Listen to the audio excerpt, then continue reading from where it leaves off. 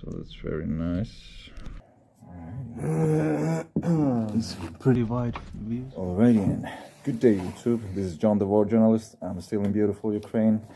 And with me right now I have two fantastic gentlemen. On my left side here is Oscar, he's from Spain. On my right side I have James, who is from Canada. As I said, very fantastic individuals. We have been on a low-key mission, just one. There was a quite heavy shelling in Mykolaiv. Come on.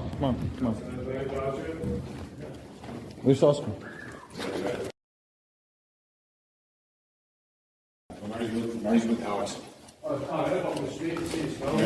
What?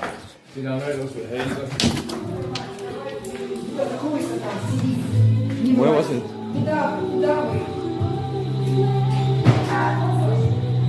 Where was it? It was close. Come on. Yeah, it smells badly burned, yeah. It hit. If you're here, it actually hit the last heavy time I only hit 40. Holy shit. 800 meters? I mean, that was bad. Shit. The Zaro. Oh my. The Zaro place are there. Oh, that was. Oh, you're dead. Yeah. Get down. And Oscar and James went out looking for people that might have been wounded or just in need of help. All right, James, would you explain where we're going right now and why? Well, we're going to go to Alpha 1 to make sure it didn't get hit, and then we're going to go back to that place to make sure there's no one there. Elikkäs näillä näkymin niin Silva on ottanut asumaan.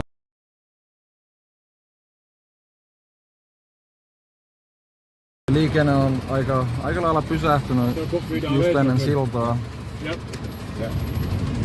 Ja se on aika olennainen silta täällä, jos täältä haluaa pois meinaa. And gladly we didn't find any people. And it was like very fascinating to watch actual professionals do their thing. Yeah. Alrighty. Let's go.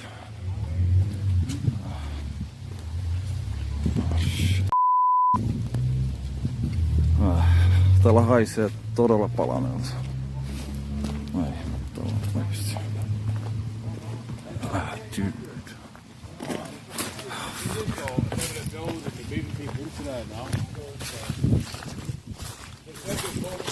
Elikkä tää tapahtui just äsken.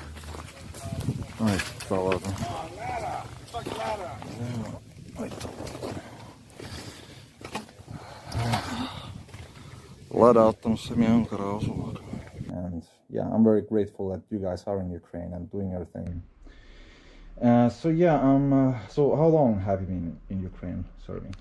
I've been here for since March 1st, so basically since the very start. Went to Kyiv, and now I made my way down to Mykolaiv to help out down there. From my side, I've been here from 11th of March. I came to Lviv. From Lviv, we decided to come directly to Odessa. In Odessa, we've been training troops. From this period of training, we went directly to help the Ukrainian military to fight in the front line. The front line, in this case, it was Mykolaiv. From that time, I've been in Mykolaiv the whole time. Alrighty. And how do you feel about this country, Ukraine, and the Ukrainians overall? At first when I came down, like Oscar said, I came down under a different contract to help push the Russians out of Bucha. I also went to Kyiv. When I was at Kyiv, I trained soldiers. When I first met these soldiers that were training, they had 5 days worth of training with me, and they got sent to the front lines right away. These people, at the very start I met, they were beautiful, courageous, determined. They've more drive than I've ever seen for all the places I've been, all the wars I've been. These people here are really fast learners, and I kind of fell in love with the people, especially the soldiers. So for me, from my side, like James he's saying now, so from my side, these people they are amazing. The civilians they appreciate the work we are doing at the minute. For the military side, they are really good guys with a lot to offer to this country. Part of this military they was civilians before. They was never been in a gunfight, so we was offering training. They got really good knowledge about how to use weapons. So because this country has been in war for very long, and yeah, and amazing people. People they if you give them, they give you more. And to be honest, has been for my side amazing experience. Ukrainian came into my heart. For James, I think the same. We continue here working. We continue here giving the best we can do. And yeah, this is not the end yet. We also, besides training troops, we've also been to the front line ourselves many times. We've had a few missions at the very start when we came down to Mykolaiv as opposed to up north. A lot of the Russians they pulled out of Mykolaiv, and then we were able to establish a defensive line, and then we were put on OP missions or reconnaissance and working on with drones and small ambushes at the very start. It was going pretty good for a little bit, and then we started to find that we were losing more bodies and certain times because of ill communication between commanders and other battalions. Saying that it's a new military, a lot of commanders don't understand certain ways to run a procedure, a battle procedure, what to do when they come under contact, what to do when it comes down to completing an objective. So there's a lot of confusion. I spent the first couple missions here down in Mykolaiv basically extracting bodies and providing support for troops pulling back. So saying that at the very start, it was a little tough. It is slowly getting better when it comes to communication and officers and commanders actually communicating a lot better. But They got issues. Yeah. They see having big issues. These issues, every brigade here, they not communicate each other. So they not offer intelligence from the ground. So they are working together, but at the same time they are not working together. So that means at the moment every brigade is operating in the front line. They doing the job they need to do, but when that job is neutralized, they not offer the information to the rest of the brigades about how the job it was neutralized and about what they found in the ground to continue with the advance.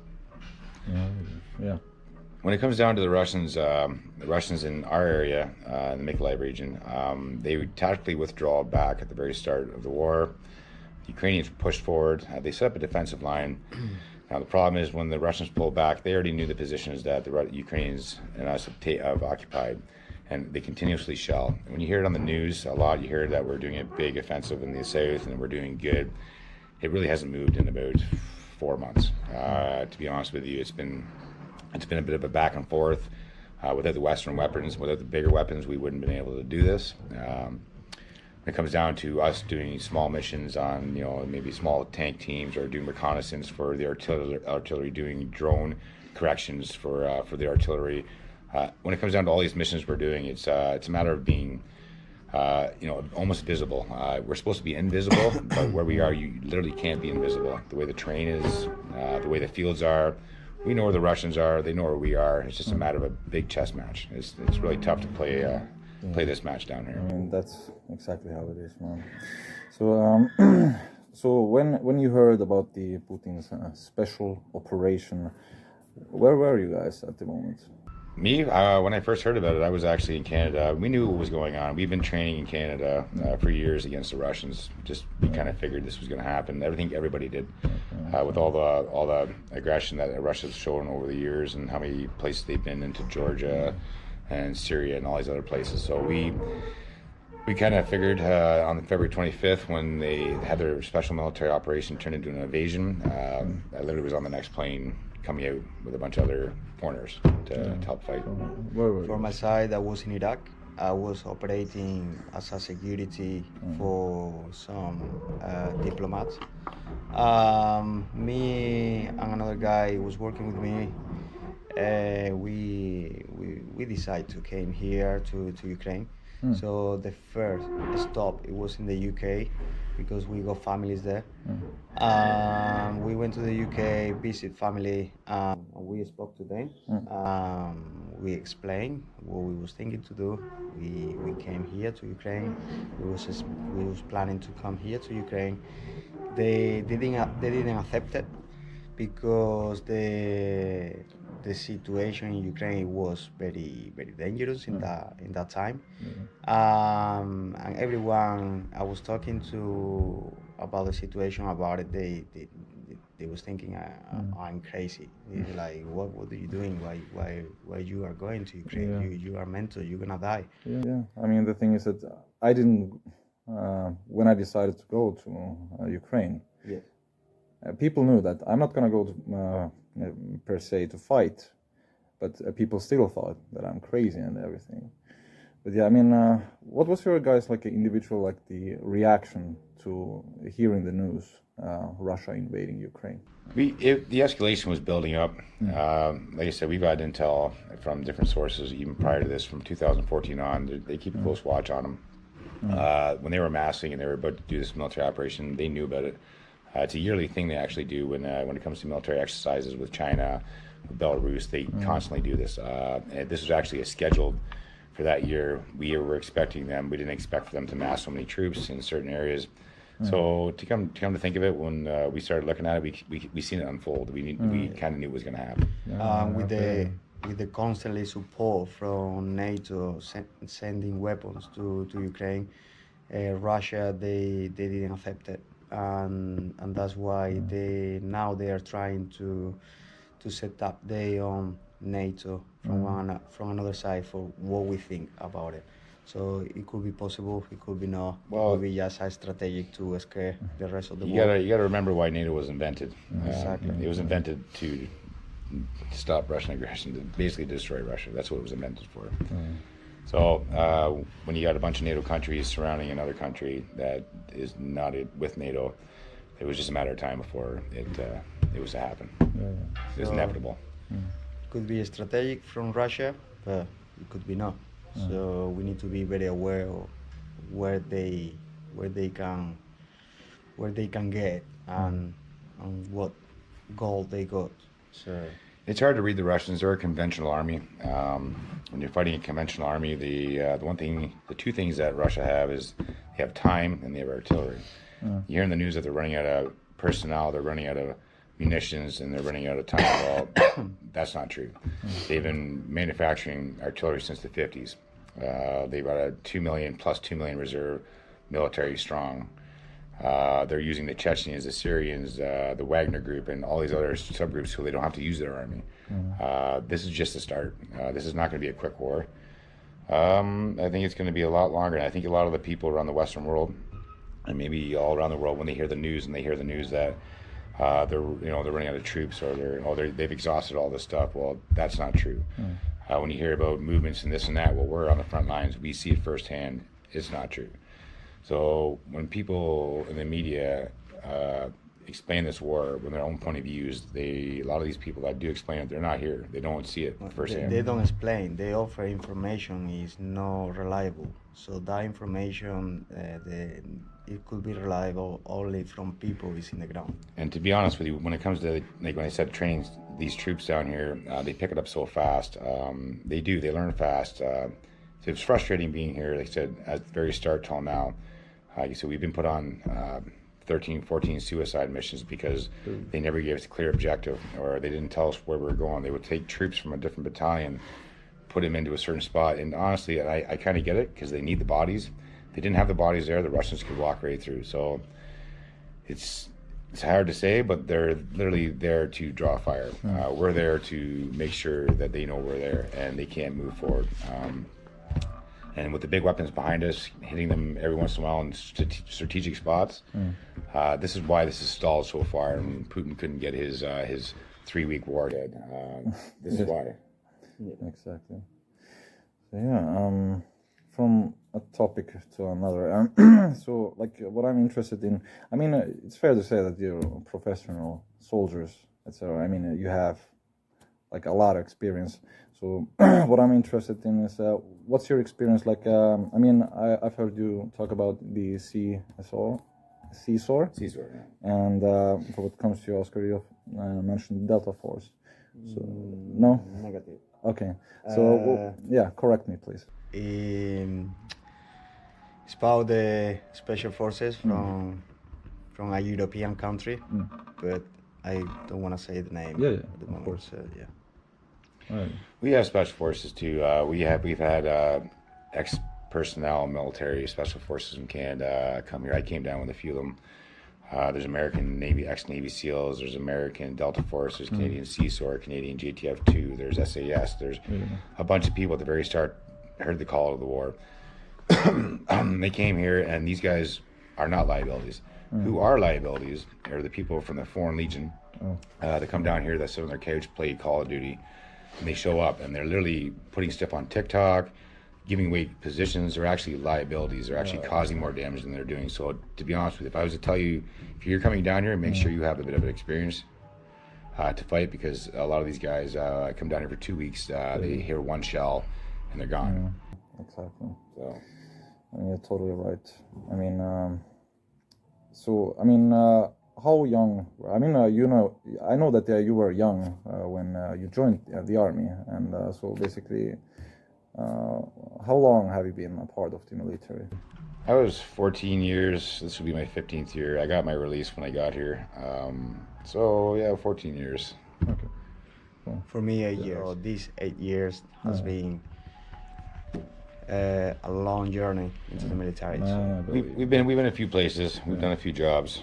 A lot of it we probably can't talk about, but when it comes down to areas of operation, we've been anywhere from Europe to training troops to say the Middle East, fighting, to different countries doing small operations. So. Yeah, exactly. So if you ask me, this war like departs from the other wars. I mean, I'm not a political person. I don't know about history that much, but for what comes to this war, in my opinion, differs from the others. So I mean, you've experienced war before. How do you feel about this war? How does it depart? This war, when it comes down to a lot of the Russian invasions, they use the same tactics. They haven't changed. When it comes down to, say, like Afghanistan, Iraq, Syria, all these other places, every war has been different. Everybody's taking it, when it comes to even civilians, looking at it at a different aspect. Coming into these other cities, say in the Middle East, if you're in a war zone or you're in a city, people are scared, they're back down, they're shutting down their stores, they're hiding. You come here and you're out on a Tuesday and people are out drinking coffee while the air signs are going off and missiles going off, and people don't change their daily routine, which at first I couldn't get it, but I understand that the economy keeps going here. And to be honest with you, all these people aren't scared. Yeah, this war is completely different than the rest of the wars in like Afghanistan, Iraq, Africa. I think it's different, more different too, also for Putin as well. This is something he wasn't expecting. So, for example, when for us, we are soldiers. We be in the ground. When we take some time off, we are going back to the city, and the city is completely normal. Everyone is continue doing normal life. So for us, it's completely difficult to come from the front line and reintegrate ourselves in a normal environment. We can do it, but we don't understand this kind of environment just very close from the front line. Between the politics and everything involved in this war, really watching it unfold, like you said, this is going to be a long war, just because if you want me to be honest, NATO could have hopped in here a long time ago and set up a military exercise on the Russian border, and this would have never got here. I'm from a NATO country, and I'm going to be honest with you that I think a lot of this blood of these Ukrainian people, because there's a lot of Ukrainian people died for no reason, is on NATO's hands. Because I do strongly believe that. We're not blaming anyone. We're not blaming NATO, but we think NATO and the Could've rest of prevented the this. countries they should take action. If it is not now, but in the future, as soon as possible. I don't understand politics, but there has to be a bigger reason for why this is happening. Exactly. Yeah, definitely believe you guys. So I mean, and there's this other thing, like when it comes to like a war inside of another war, like it has like different names. For example, someone is talking about like a internally faction war, like basically criminals around the world like coming to Ukraine and basically stealing supplies, for example, and like what is your experience or your knowledge for what comes to this kind of criminal behavior in Ukraine? One of the things one of the points I wanna start with is this war in the beginning, it was out control. So everyone had the freedom to come to the country and fight for Ukraine and give support to Ukraine. So all this support has been used as a business for some people, not for everyone, but for some people. So this war business is a dangerous business for a country. Is trying to fight a big animal. So this big animal is Russia. So this country has been developed from 2012, to say that, 2010, 14. Well, yeah, 14 they started the war. So yeah, they've been trying to develop the country every year from 2014. They wanted their independence. You got to remember, this country down here, when it comes down to other wars, there's always been corruption on every side of the war. There's been people making money out for it. There's been even locals making money out for it, to politicians making money out for it. When it comes down to here, the very start, there was a lot of stuff, equipment coming across the border where Ukrainian people, Polish people, Americans, Canadians, not sure who, but they were stealing all this stuff and then reselling it back to the Ukrainian people. When it comes down to uniforms, when it comes down to weapons, I witnessed NATO issued weapons on a shelf in a gun store. I said, can I see that? I said, this is a NATO issued weapon. Can you sell us? Oh, I got donated. Well, why are you selling it? So there is some Ukrainians here that are taking advantage of it. There's some other people from all over the world taking advantage of it. The corruption here is a lot bigger internally than I've seen in other countries. Saying that just because people are not used to making, when it comes down to the soldier's salary, this is the most money a lot of these people have ever made in 1 month. So a lot of these guys will just take their contract, go hide in the city, and not go to war, where other people have no choice. Like my friends, our Ukrainian friends, they have no choice but to go sit in the front lines and take shells every day. There's so much corruption at the very start. It's slowly getting weeded out. Zelensky's been all over it. There's a company here dealing with the counterintelligence is also all over this. But when I say they came down to medical supplies, they found them online getting sold to Ukrainian people. Like when it comes down to army boots, plates, carriers, this and that, they're not giving their soldiers stuff because their soldiers are issued something very, very. At the very start, they're getting metal plates, they're getting handmade stuff. You know what? Good for them. They really mass produce this stuff quick, but then they got stuff donated to them, which some people were actually selling them to their own soldiers. That made me sick. We don't give in politically point of view because we know politicians, but for the military here, for the Ukrainian forces, is really bad because they are losing so much equipment. Equipment has been delivered to the country, and we don't know where it is exactly. Not being signed off. And when it comes down to other places here, like people think in the news that okay, we're doing really good. Well, we're doing a lot better than Putin said. When it comes down to gains and stuff like that, we're leaving cities sometimes. I won't say any cities, but we're leaving cities and we're leaving the equipment behind. The Russians are actually taking it right off. To stuff like that.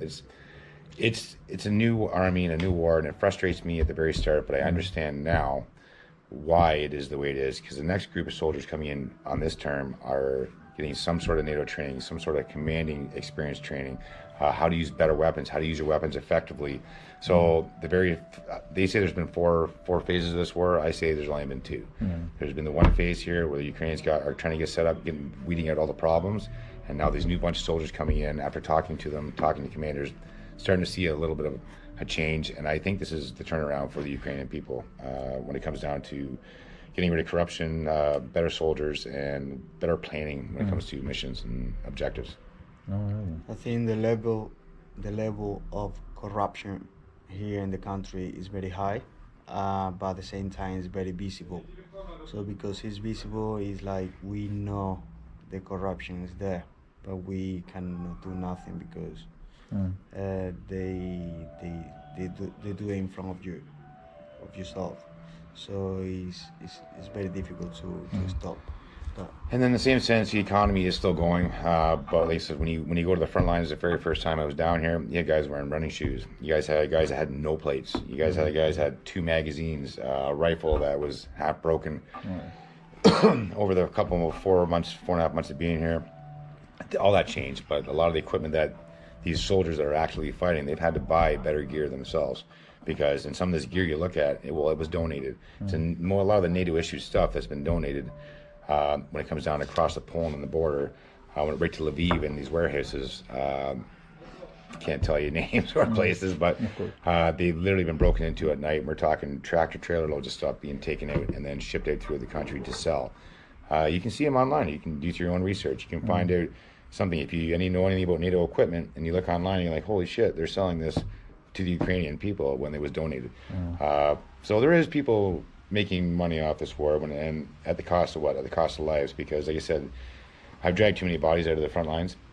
I dragged bodies of guys that didn't have plates, didn't even have a helmet. Oh my gosh. They're wearing running shoes. They don't have proper gear, no backpacks, no pouches, no nothing. We train guys with body arms with probably 5 kg body arm on top of his waist.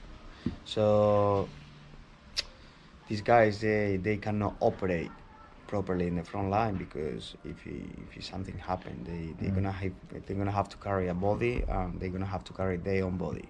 When it comes down to it, you think about it, and just kind of off top of not so much corruption, but we're literally driving Kia Ciantos and minivans and Volkswagen vans to the front lines. We don't have armored vehicles down here. If we do, it's a politician that has it, or it's somebody that's important that has it. But to get our 8 guys down to the front lines quick and extracted out of there, we're driving minivans. Get you some pictures we can show you. You can look at some of the vehicles in Mykolaiv. They're shrapnel all over the place. There's tires missing, windows all over the place. Exactly. So we are trying to take proof of every single mission we've been running. We never ever post any of these footage in social media because this is one of the points we would like to talk about social media. But it's footage about how Ukrainians they operate here, the reality of the equipment we are operating with. So yeah, like James said, we are operating with normal vehicles. So these vehicles they no armor. So special forces of Ukraine they operate with normal vehicles. So these guys they deserve to have the right equipment to operate in special operations. So they don't have it. And when it comes down to the actual special operations in Ukraine, because there's a lot of SSO groups, private groups. When it comes down to the actual special forces in Ukraine, Alpha and all this stuff, they are well trained. They do a lot of specialty training. Really proud of these guys because they are actually really switched on. And we've been operating with them. We are really good friends of these members of these teams, and like James said, it's unbelievable. These are the real soldiers of Ukraine. These guys are the real deal. They actually make advances. They do everything when it comes down to step by step to accomplish their objective. Some of these poor guys that get no training, they're put, unfortunately, into the front lines in these trenches. It's the reality of it. They're very little training, and they literally got to hide in a hole because the Russians are shelling anywhere from, in our position, here's an example, 500 shells a day when it comes to tanks, mortars, RAF systems, missiles per one day compared to our 100. These guys are taking this. I can say the percent of these operators they operate in Ukraine from special forces. They are 5% of the Ukrainian armed force. 5% only. They're bringing that numbers up. When it comes down to foreign people helping you at the very start, there's a big, we did definitely do a big impact on them. They do take us well. Commanders don't like listening to us. That's okay. That's all slowly changing. Why is that? I just think their authority kind of got high to them. When it comes down to us actually giving them a simple battle plan, they'll let us work it up and they'll cancel it. When it comes down to, but I think that's changing now. The new commanders, the new officers are stepping up. They actually have trained in to be an officer, not just to be a guy that was a store clerk before the war for 6 months, and now he's an officer. Officers were just kind of everybody at the very start of the war. It was all about bodies. Everybody needed to fill a position, and they're slowly getting out of that and actually establishing a system, which is good. It's tough, like you said, it's tough to swallow to see this happening, but the start of the war was very, very different than it is now. I'll say that. Yeah, I mean, we've spent some time in Mykolaiv, and the heaviest shelling that happened in Ukraine, in Mykolaiv, one morning I woke up in Mykolaiv and I was in a car.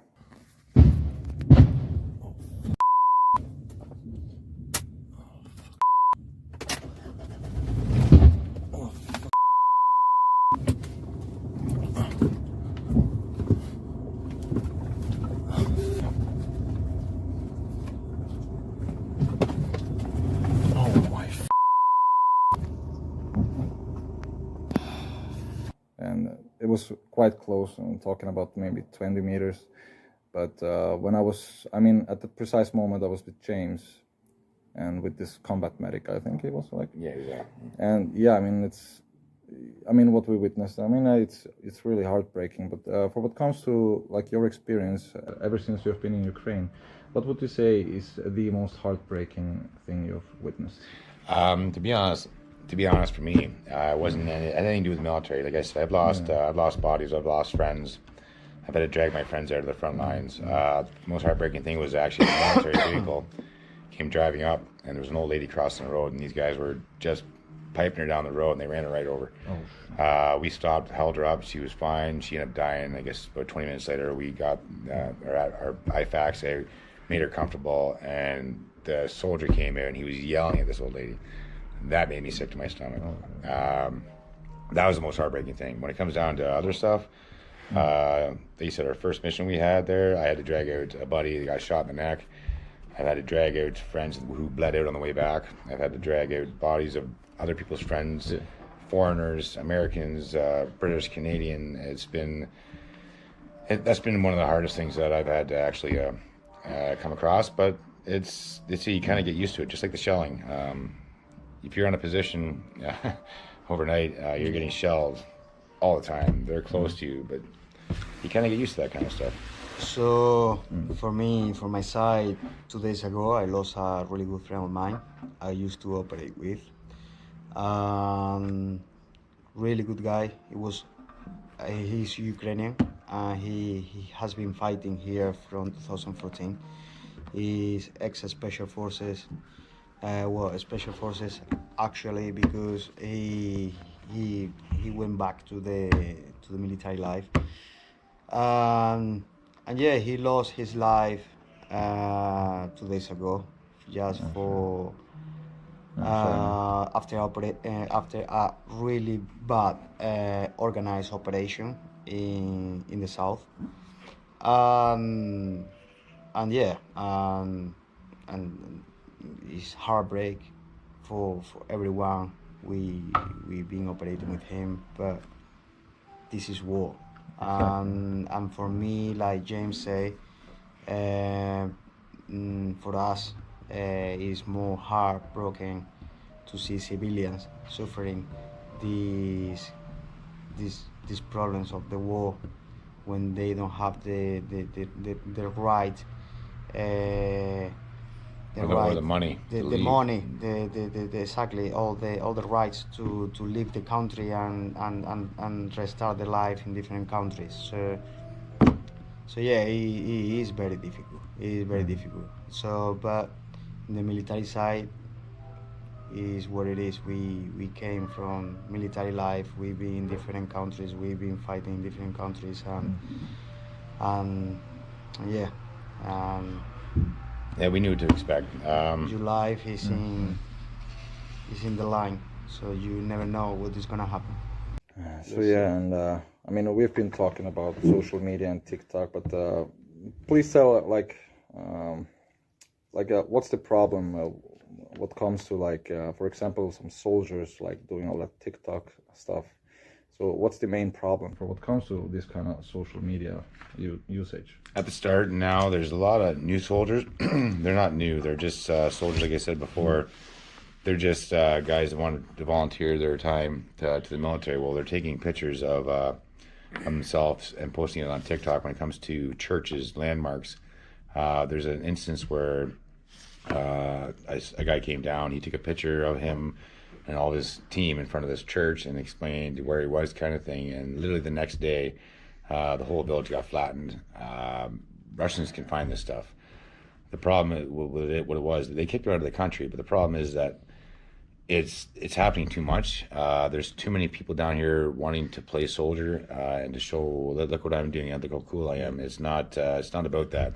Every time they post something on the internet, Facebook, social media, TikTok, or any of these platforms, the Russians are watching. They see this stuff. Every church, every landmark in Ukraine is historic. They don't understand this, and they literally give their location away, not only of their team, but also secret locations of like ammo depots, bunkers. It's been a huge problem since day one, and it still continues on right now. So everyone is got access to the social media in this time, in this life now. So social media, from my point of view, is not upsec for this kind of work. This work in the battlefield, it have to be upsec completely. For people, they are coming here, soldiers, they are coming here, ex-soldiers, they are coming here to help the country. They should know about it. They should know what they're doing. They should know better. Yeah. But the only problem, some of these soldiers, they are not soldiers really. They are kind of like they wanna show people what they can do or what they to make themselves so much better. So these people, they put in high risk the life of another people. It costs lives. The liabilities, they're not. Costs lives. Literally. And yes, for example, for what I know, for some people I met, they use TikTok to use fundings, to make fundings for themselves to help Ukraine. But that's not the way how you can get, from my point of view, that's not the way how you can get fundings to help Ukraine, because you put at the same time the risk Definitely. of the life of the Ukrainians. So yeah, I think this is one of the things have to be stopped here in the country. The number one weapon in this war is social media. I hate to say it, but it is. They're exposing stuff. They're not exposing. They're giving information now, whether they think they are or not. They're giving locations, information on who's there, what battalion, what brigade. They're spilling their beans on the internet, and a lot of these guys don't get it. In Afghanistan, have your phone, you go on a mission, you give it to somebody, it's gone. You don't even go on on your base. It was a separate thing. You just don't do it. Some people are bringing Iraq, Africa, everyone, it's so in, close, really. in all these countries, they. But we are talking about professionals.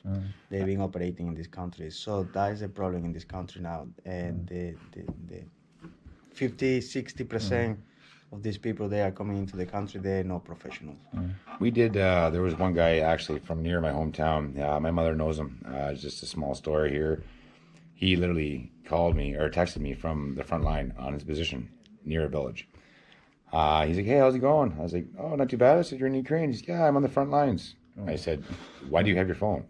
Why are you texting me?" "Oh, it's okay." I said, "Get rid of your phone." It's just stuff like that is how people die. Like when it comes to numbers, when it comes from the Russian casualties to Ukrainian casualties, you're never going to hear the real amount.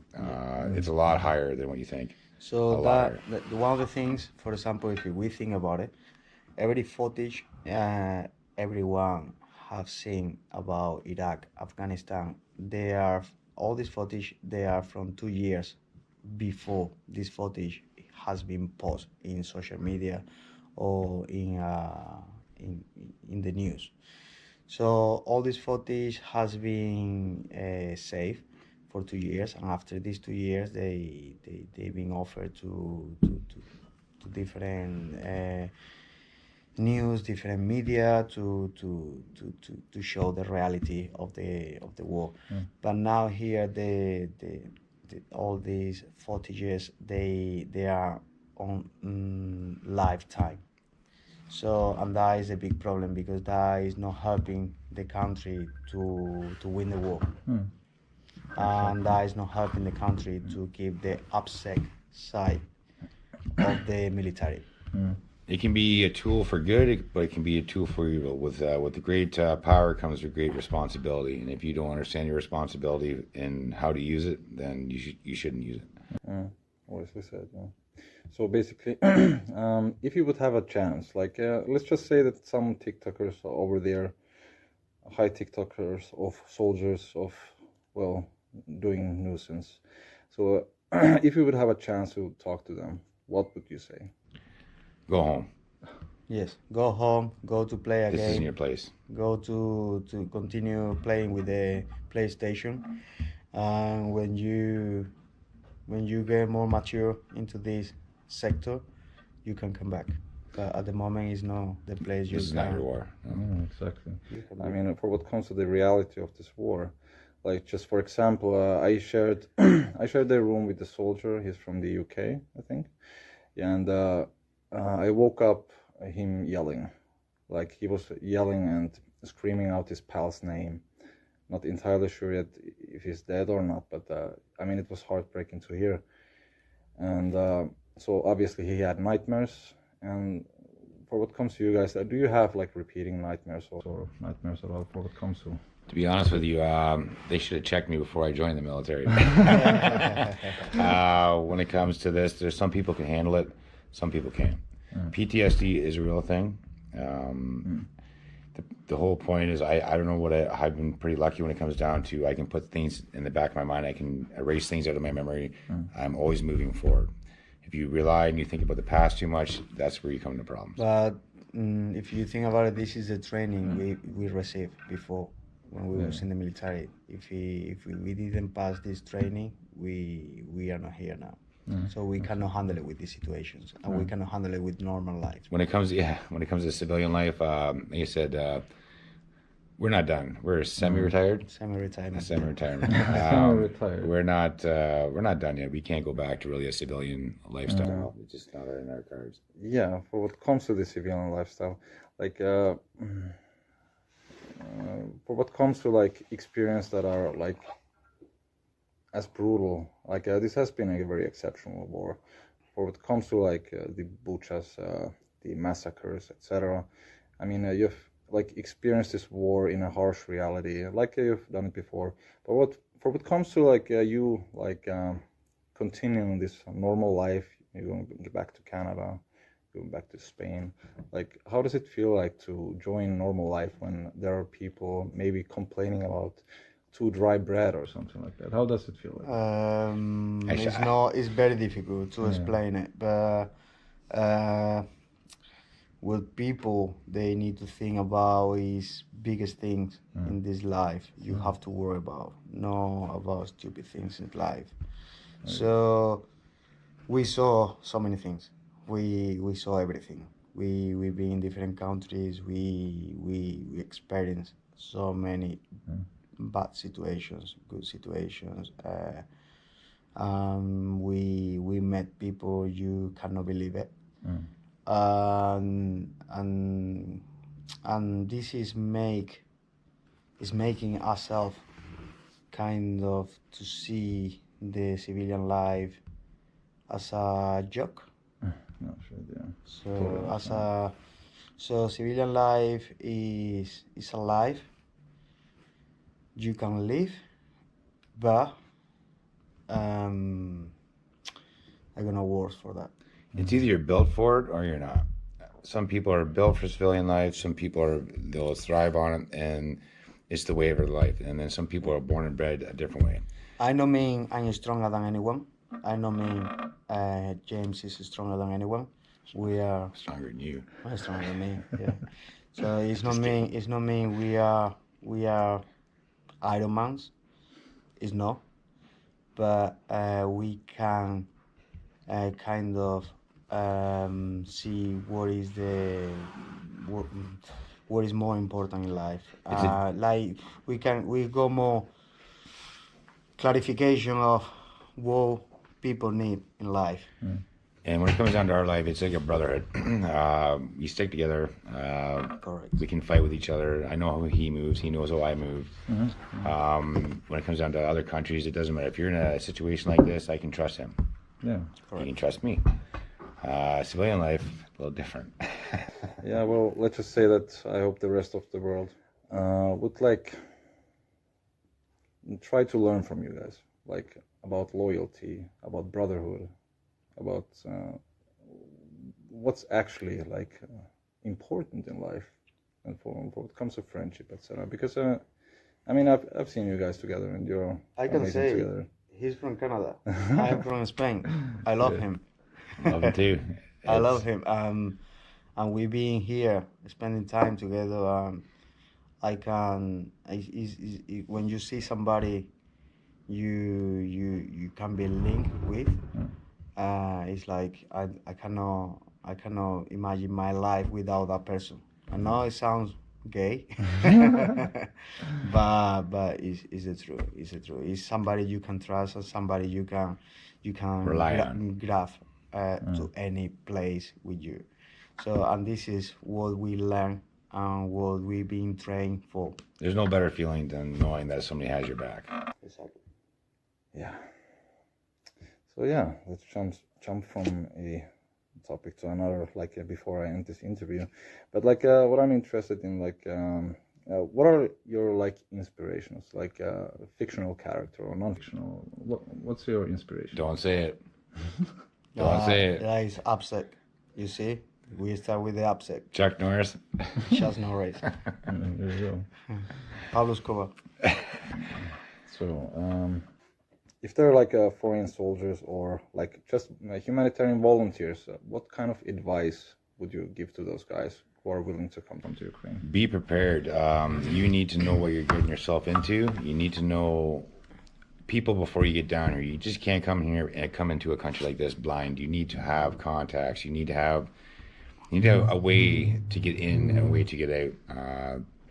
There's too much at stake here when it comes down to if you make a small mistake, it can cost a lot of lives. So as volunteers, you know, everybody needs volunteers, but you can volunteer. There's a million ways to volunteer. You don't have to volunteer for the military. You can volunteer for getting the word out. You can volunteer for humanitarian aid. You can volunteer even at home helping get donations for this country. Not just for weapons, but to rebuild, for families to get over, to get away. There's so many ways. You can volunteer from home. Yeah. You don't have to be here in the country to volunteer. Very wise words. So, any last words? Like, okay, not last words, but for what comes to this interview, what would you like to say to the world right now? free speech. Just be prepared for what is coming. This is not over. This is not the end. The only thing I wanna say is this war, like some people expecting, is not gonna be ended in 1 year or 2 years. This war is gonna last very long. After this war, we need to see what is next. The thing is, there's always going to be a war. There's always going to be good. There's always going to be evil. People pick sides, and without good, there can't be evil. Without evil, there can't be good. Unfortunately, this is the way our world works. And if you look through history, history has a way of repeating itself, and it's done so for the past 1,000 years, hundreds of thousands of years. Back to the Roman times till now. There's always an opposition. There's always somebody to fight. There's always somebody to love. Yes, one of the things I want to say, these people here in Ukraine, they wasn't expecting to stop their lives for something like that. And they, if you one day you are coming to Ukraine, you can see these people here. They go the same life you got in your country and you got in your cities. They're beautiful people. They are beautiful people, and they got the same hobbies. They got the same lifestyle than you. They want to keep it. And if if you really want to keep your lifestyle, just continue with your life, because tomorrow or probably the day after it could change. Exactly. So you never know when something is gonna happen. So just enjoy life.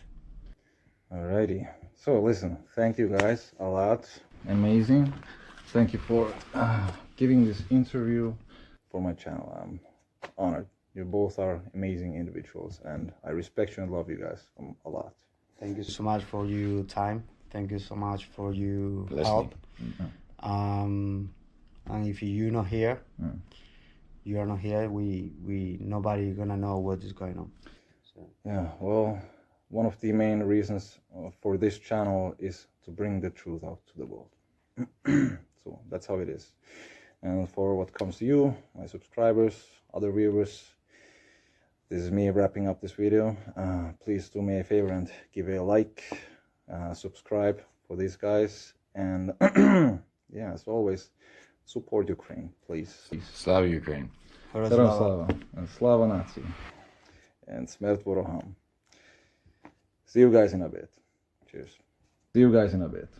Cheers. Boy, amazing. Ugh. Thank you guys. Yeah.